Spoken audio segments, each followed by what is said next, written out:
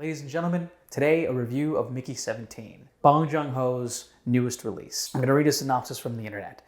A disposal employee is sent on a human expedition to colonize an ice world.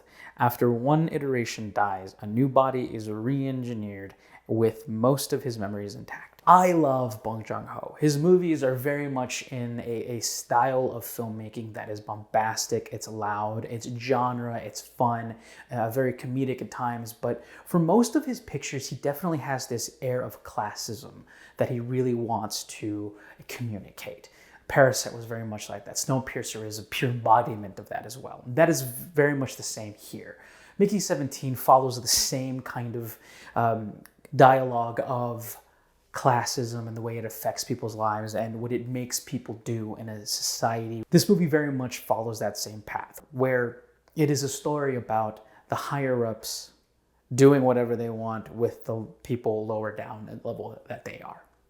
We follow Robert Pattinson's character, Mickey 17, from the beginning of the movie, where he is a downtrodden and running from debts that he has, to ultimately having to choose to go on an expedition with a whole host of people to a different planet, where the dynamic of the starship and the colony that is eventually made there very much falls into the dynamics of classism, because there is a captain who is the leader of everything, who is played very well by Mark Ruffalo, who is a just conniving, just evil and bombastic, loud, incoherent leader.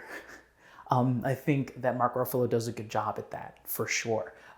But some of my main criticisms of the movie are not Robert Pattinson himself. I think he does a great job. His character, Mickey, is very sympathetic and at times poignant. My problem with this movie are the other characters.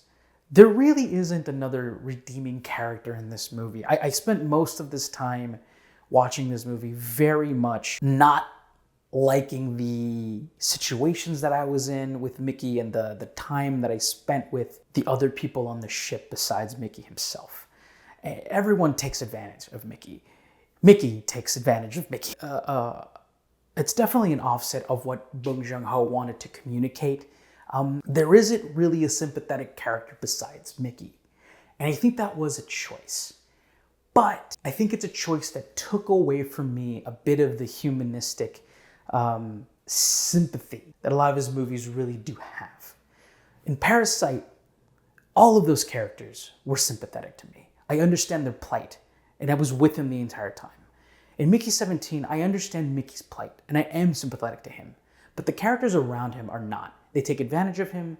He is in a place where every single person is trying to figure out their own way and very much in their own path. And there really isn't a collective fight against the higher-ups. There is definitely a battle. Towards the end of the movie, and I'm not going to give it any spoilers, there is that. There is a collective fight.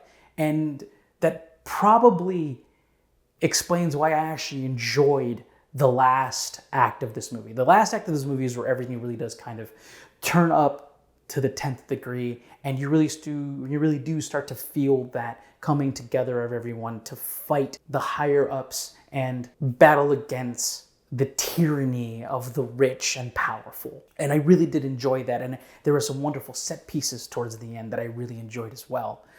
But it was the ride beforehand that I didn't enjoy as much. It was very much a slog for me. The story of Mickey and the way he gets on the ship and what he actually is as an expendable, a person who dies for scientific research and then gets cloned again, and then his consciousness gets put back into his body over and over again, I felt was a good device of kind of detailing the world and Mickey and the way that he lives, and to really kind of communicate the aspect of an expendable person. But this explanation takes up basically the entire first act of this movie, and the movie itself doesn't really get going until the beginning of the second act, where you really start to understand the other characters on the ship, the other people in Mickey's life, Mickey's girlfriend, and the scientists working with Mickey in all of the experiments that he's doing. That middle part of the movie where everything is really explained, where the plot is really explained, where you meet all the characters and you understand what's going on in the ship,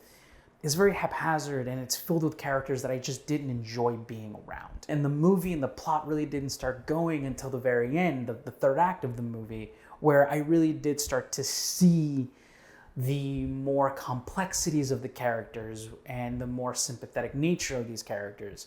But for me, it was just too far along for me to enjoy that part of the movie when I had just sit through a whole bunch of the movie that I just didn't enjoy that much. With that said, Robert Pattinson does deliver a great performance. He delivers a performance that is split in two, because there is two versions of him in this movie. And they're a little different, which really did add to the complexity of his character and the complexity to the plot for sure. There are some surprises with that aspect as well. But to me, it just wasn't enough to save the rest of the movie. And it all culminated with a good ending and a really, I think, was fun and well-made third act. But that just wasn't enough to save the rest of the movie for me. I will give Mickey 17 a solid 6.5. Ultimately, a third act that was a fun ride, but with the first two acts that were just kind of sluggish and filled with characters that I did not enjoy being around, besides Robert Pattinson's Mickey, who is sympathetic, and Robert Pattinson does deliver a great performance, just that the plot takes almost 2 full acts before it really gets going, and filled with characters that I just did not love being around, that I ultimately did not have a spectacular time. I think Robert Pattinson's performance really got me through most of the movie for sure.